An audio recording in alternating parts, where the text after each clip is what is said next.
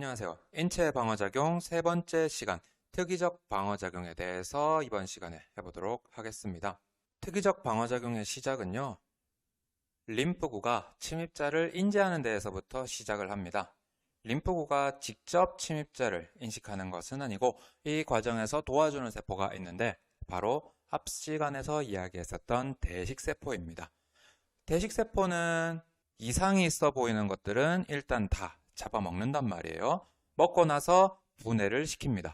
그런데 먹고 나서 그냥 분해만 시키는 것이 아니라 자기가 꼭 먹은 것들을 세포 표면에다가 전시를 해놓습니다. 내가 오늘 이런 걸 먹었어 하고 그 표면에다가 쭉 나열해 놓는 거죠. 그럼 이것을 보조 T 림프구라고 부르는 세포가 대식세포 표면에 있는 항원들을 인식하게 됩니다. 대식세포가 표면에 전시를 쭉 해놓은 거를 보조 T 림프구가 살펴보는 거예요. 살펴보다가 보니까 이거는 원래 내 몸에서 만들어지는 것들이 맞고 그런데 내 몸에서 본 적이 없는 처음 보는 물질이 나타났다, 처음 보는 항원이 있으면 보조 T 림프구가 특이적 방어작용을 활성화를 시키는 겁니다. 특이적 방어작용에는 세포성 면역과 체액성 면역이 있는데 먼저 세포성 면역부터 살펴보도록 하겠습니다. 세포성 면역에 관여하는 림프구는 세포 독성 T 림프구라고 하는 세포입니다. 이 세포가 돌아다니면서 직접 감염된 세포들, 문제가 있는 세포들을 죽이고 다녀요. 죽이고 다닌다 표현이 좀 무섭죠? 얘 영어 이름이 뭐냐면 킬러 T셀입니다. 킬러 T셀. 정말 이름 그대로 킬러답게 문제가 있는 세포들을 직접 돌아다니면서 죽이고 다니는 게 이 세포의 역할이에요. 이 과정을 살펴보면 먼저 대식세포가 제시한 항원을 보조 T 림프구가 인식을 합니다. 원래 내 몸에서 만들어지지 않는 항원들이 대식세포에 있다는 것을 인지한 보조 T 림프구는 세포 독성 T 림프구에게로 쪼르르르 달려가서 야, 이런 애들이 침입했어 라고 알려줘요. 그러면 세포 독성 T 림프구가 활성화가 됩니다. 활성화된 세포 독성 T 림프구는 방금 전 보조 T 림프구가 알려주었던 항원을 가지고 있는 세포들을 찾아다니며 직접 공격을 하게 됩니다. 병원체에 감염된 세포들은 병원체가 가지고 있는 항원들이 세포 표면에 전시되어져 있기 때문에 이 세포 독성 T 림프구의 공격을 받게 되는 거죠. 세포 독성 T 림프구는 문제가 있는 세포들에게 다가가서 세포에 구멍을 내버립니다. 그럼 어떻게 될까요? 세포 안의 내용물들이 전부 다 밖으로 흘러나오면서 세포는 죽어버리게 되겠죠. 이게 바로 세포가 직접 세포를 죽이러 다니는 세포성 면역이 되겠습니다. 세포성 면역이 직접 칼을 들고 다니는 공격이라면 멀리서 원거리에서 무기를, 항체라고 하는 무기를 날려대는 체액성 면역이라고 하는 과정도 있습니다. 이 체액성 면역에는 B 림프구가 관여를 합니다. 이 체액성 면역의 시작 역시 보조 T 림프구에 의해서 시작이 됩니다. 침입자가 있다는 사실을 알아챈 보조 T 림프구는요, 그 침입자에 대항할 수 있는 항체를 만들 수 있는 B 림프구를 찾아서 B 림프구가 분화되도록 자극을 합니다. 자극을 받은 B 림프구는 분열을 거듭하면서 두 가지 유형의 세포로 분화가 이루어지는데 형질세포와 기억세포라고 하는 두 가지 유형으로 분화가 이루어져요. 그리고 이때 형성된 형질세포에서 항체를 만들어 분비하면 이 항체가 혈액과 같은 체액을 따라다니면서 병원체를, 항원을 공격하게 됩니다. 자, 여기서 항체에 대해서 잠깐 짚고 넘어가도록 하겠습니다. 항체라고 하는 것은 항원을 인식하고 결합을 하는 녀석들이라고 표현할 수가 있겠는데 이 항체는요, 아무 항원과 결합을 하는 것이 아니라 특정 항체가 생성되도록 만든 특정 항원과만 결합을 합니다. 이것을 항원-항체 반응의 특이성이라고 부릅니다.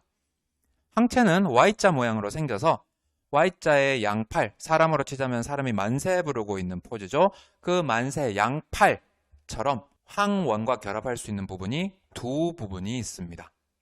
이 부분이 침입한 항원과 결합을 하는데 아까 아무 항원과 결합할 수는 없다고 했잖아요. 예를 들어서 이런 세균, 이런 병원체가 침입했다고 가정을 해보겠습니다. 이 병원체 표면에 뾰족뾰족하게 생긴 항원이 있네요. 이 병원체의 침입에 의해서, 이 항원의 침입에 의해서 만들어진 항체는 이 항원과 딱 들어맞는 구조의 항원 결합 부위를 갖고 있습니다.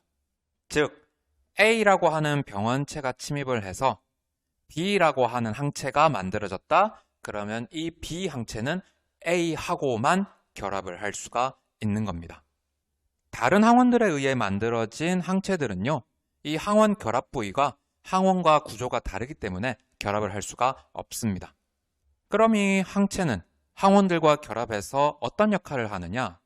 항체에서 항원과 결합할 수 있는 부분이 두 부분이라고 했잖아요. 하나의 항체는 하나의 병원체하고만 결합을 하는 것이 아닙니다. 여러 병원체들이 항체에 의해 얽히고 설켜지게 되고요.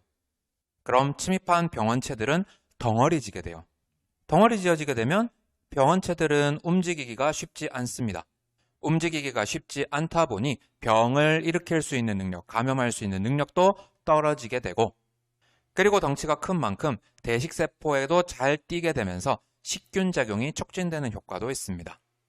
항체라고 하는 것들은 직접 병원체를 죽이는 것은 아니지만 병원체들이 잘 제거될 수 있도록 도와주는 역할을 수행을 합니다. 방금 두 가지 특이적 방어작용을 봤었는데 이것들을 함께 종합해 보도록 하겠습니다. 그림이 먼저 튀어나온 게 있는데 신경 쓰지 마시고요. 먼저 병원체가 침입을 하면 대식세포가 이 병원체를 잡아먹는 비특이적 방어작용이 일어났었습니다. 대식세포는 자기가 잡아먹은 것들을 분해한 후에 항원을 자기 세포 표면에다가 전시한다고 했었죠. 그리고 그 전시한 항원은 보조 T 림프구가 인식한다고 했었어요. 침입자가 있음을 인지한 보조 T 림프구는 특이적 면역을 활성화시키기 위해 세포 독성 T 림프구와 B 림프구에게로 달려간다고 했었습니다. 먼저 세포 독성 T 림프구, 세포성 면역에 달려간 케이스를 살펴봅시다. 보조 T 림프구가 세포 독성 T 림프구를 활성화시키면 세포 독성 T 림프구는 보조 T 림프구가 알려준 항원을 가지고 있는 감염된 세포들을 직접 죽이러 다닙니다. 세포가 세포를 직접 죽이러 다닌다. 그래서 이 과정을 세포성 면역이라고 부른다 했었죠. 그런가 하면 또 다른 보조 T 림프구는 B 림프구에게도 갔었습니다. 그래서 B 림프구의 분화를 촉진했었고요. B 림프구는 형질세포와 기역세포라고 하는 두 가지 유형의 세포로 분화가 이루어졌었습니다. 형질세포는 항체라고 하는 물질을 만들어서 체액으로 분비를 했는데, 그럼 이 항체들은 체액을 통해서 온 몸으로 운반되면서 항원들을 인식하고 공격을 했었어요. 이 과정을 체액성 면역이라고 불렀었습니다. 세포 독성 T 림프구와 형질세포의 역할은 알겠는데, B 림프구가 분화되면서 만들어진 또 하나의 세포, 기역세포는 어떤 역할을 하느냐? 방금 전 우리가 살펴봤었던 B 림프구의 분화 과정은요, 우리 몸에 병원체가 처음 들어왔을 때 일어나는 과정입니다. 처음 경험하는 병원체에 의해 일어나는 과정, 이 과정은 1차 면역 반응이라고 부릅니다. 그럼 똑같은 병원체가 한 번 더 들어왔을 땐 어떤 반응이 일어나느냐? 똑같은 병원체가 두 번째로 들어왔을 땐 이번엔 기역세포가 바로 빠르게 반응을 하게 됩니다. 기역세포가 새로운 형질세포와 새로운 기역세포로 분화가 되고요. 이때 만들어지는 형질세포와 기역세포의 수는 1차 면역 반응 때보다도 그 수가 더 많습니다. 더 빠르게, 더 많은 수의 형질세포가 만들어지니까 당연히 이 형질세포들로부터 만들어지는 항체의 양 역시도 많아지게 되겠죠. 항체의 양이 많아지니까 우리 몸에 침입한 병원체들 역시 좀 더 효과적으로 제거할 수 있게 됩니다. 항원의 두 번째 침입 시 기역세포에 의해서 이루어지는 이 면역 반응을 2차 면역 반응이라고 하고, 빠르고 강한 반응, 더 많은 항체가 생성되는 것이 2차 면역 반응의 특징이 되겠습니다. 1, 2차 면역 반응을 정리를 좀 해보면요. 1차 면역 반응은 병원체가 처음 침입했을 때 일어나는 반응입니다. 우리도 그렇지만 뭐든지 처음 할 때는 느리고 서툴잖아요. 우리 몸의 면역체계 역시 마찬가지입니다. 침입한 항원에 적합한 B림프구를 찾아내고 이 B림프구가 활성화되고 형질세포가 처음으로 항체를 만들어내기까지에는 시간이 꽤 오래 걸립니다. 그리고 만들어내는 항체의 양도 그렇게 많지가 않습니다. 이 1차 면역반응 때에는 아직 기억세포가 형성되어져 있지 않기 때문에 1차 면역반응에는 기억세포가 관여하지는 않습니다. 이 과정을 통해서 기억세포가 만들어지지요. 그런데 2차 면역반응은요, 동일한 병원체가 한 번 더 들어왔을 때, 동일한 항원이 한 번 더 들어왔을 때 이번에는 기억세포가 빠르게 반응을 유발합니다. 나 얘 한번 겪어봤어 하면서 기억세포가 빠르게 새로운 형질세포와 새로운 기억세포를 1차 면역 반응 때보다 더 많이 만들어내요. 그로 인해서 더 많은 양의 항체가 만들어지고 우리 몸의 방어체계는 더욱더 강력해지게 됩니다. 1, 2차 면역 반응 때 생성되는 항체의 양을 그래프로 나타내 보면 이렇게 표현해 볼 수가 있습니다. 항원 A가 처음으로 들어왔을 때는요, 주사하고 나서 막바로 항체가 생성되는 것이 아니고 약간 텀을 두고 나서 일주일 정도 지난 후에 항체가 형성되는 것을 볼 수가 있습니다. 그리고 그 항체의 양도 그렇게 많지는 않습니다. 그런데 항원 A가 한 번 더 들어왔을 때에는 항체 A가 바로 즉시 생성되면서 그 농도 역시, 그 양 역시 굉장히 많아짐을 확인할 수가 있네요. 첫 번째 A를 주사했을 때와 두 번째 A를 주사했을 때의 차이가 뭘까요? 바로 첫 번째 A를 주사했을 때에는 기억세포가 관여하지 않는 1차 면역 반응이 일어났었습니다. 이 과정에서 항원 A에 대한 기억세포가 형성되었고 이 기억세포는 항원 A가 다시 한번 들어왔을 때 반응하면서 빠르고 많은 양의 항체를 생성할 수 있도록 한 것이지요. 그럼 이때 항원 B를 주사하면 어떨까? 항원 B를 주사하면 역시 빠르고 강한 반응이 일어나는 게 아니라 느리고 약한 반응이 일어나게 됩니다. 왜 그럴까요? 앞서 이야기했다시피 항체는 항원 항체 반응의 특이성이 있습니다. 항원 A 때문에 만들어진 항체 A는 오로지 항원 A와만 결합합니다. 항체 A는 항원 B에는 반응하지 않는 거죠. 그렇다면 28일 시점에 항원 A에 대해서는 두 번째 침입이기 때문에 기억세포가 관여하고 항체 A를 만들어 썼습니다. 하지만 항원 B는 항체 A로는 막아낼 수가 없고요. 그래서 항체 B를 새롭게 만들어내야 되는데 이 과정은 처음 겪는 과정이잖아요. 그래서 느리고 약한 반응이 일어난 것입니다. 이후에 B가 한번 또다시 들어온다면 그땐 항체 B도 빠르고 많은 양이 생성될 수 있겠죠. 이러한 1차 면역 반응 이후에 기억세포가 형성되고 2차 면역 반응이 빠르고 강하게 일어나는 것을 인위적으로 우리가 사용하기도 하는데 그것이 바로 백신, 예방주사가 되겠습니다. 여러분이 맞는 예방주사에는 뭐가 들어있냐면요. 병원체 전체가 들어있거나 혹은 병원체 일부, 주요 항원이 들어있습니다. 우리가 백신을 맞으면 우리 몸에서는 실제 병원체가 침입을 했다고 여겨요. 그리고 방어작용이 일어나는데 1차 면역 반응, 경험한 적이 없으니 1차 면역 반응, 느리고 약한 반응이 일어나게 됩니다. 그리고 이때 기억세포를 형성해 놓게 되지요. 이후 백신을 맞은 사람에게 실제 병원체가 들어왔다. 그러면 어떤 반응이 일어날까요? 병을 일으킬 수 있는 능력이 없긴 했었지만 나는 그래도 이 병원체를 이전에 경험해 봤단 말이에요. 그래서 기억세포가 만들어져 있고 이 기억세포가 빠르게 반응하면서 실제 병원체가 들어왔을 땐 2차 면역 반응이 일어나면서 빠르고 많은 수의 항체가 생성이 되어질 수가 있습니다. 일반적으로 우리가 어떠한 병에 걸렸을 때 이 병을 이겨내느냐 이겨내지 못하느냐 죽느냐 사느냐가 결정되는 것은 내 몸에서 충분한 양의 항체를 만들 수 있을 때까지 버틸 수 있느냐 없느냐로 결정되는 경우가 많다고 합니다. 내가 예방접종을 하지 않은 상태에서 어떤 병원체에 감염이 되었을 때 이 병원체의 독성이 매우 강하다면 느리고 약한 1차 면역 반응이 일어나기 전에 나는 아마도 목숨을 잃을 수도 있을 겁니다.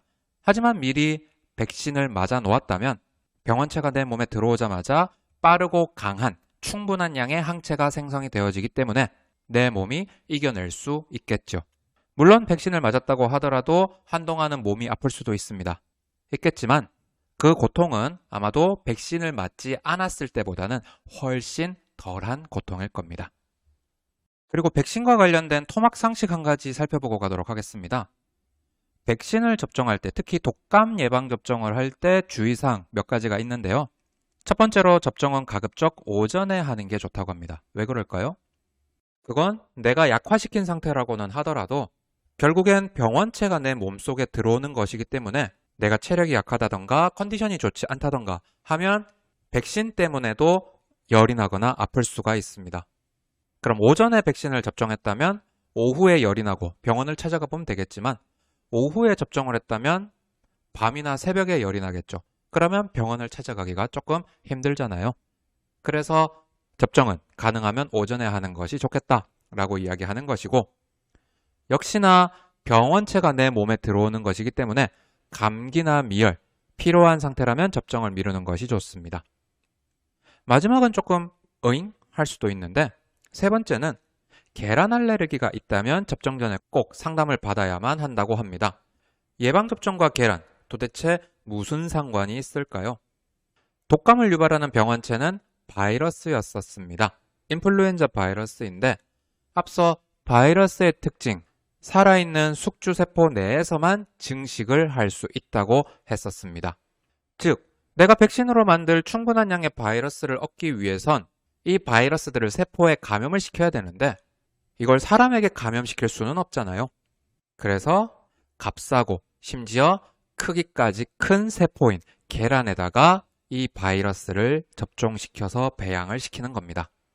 이렇게 바이러스를 대량 배양한 후에 바이러스를 채취해서 백신을 만드는 거죠. 그럼 그 과정에서 바이러스들이 계란의 유전자나 단백질 일부를 포함하고 있을 수도 있습니다. 그럼 계란 알레르기가 있는 사람은 이렇게 만들어진 백신을 맞게 되면 알레르기 반응이 심하게 나타날 수도 있는 거죠. 그래서 상담이 필요하다고 하는 겁니다. 오늘은 특이적 면역에 대해서 함께 알아봤고요. 다음 마지막 4차 시에는 ABO식 혈액형과 면역 관련 질병들에 대해서 알아보도록 하겠습니다.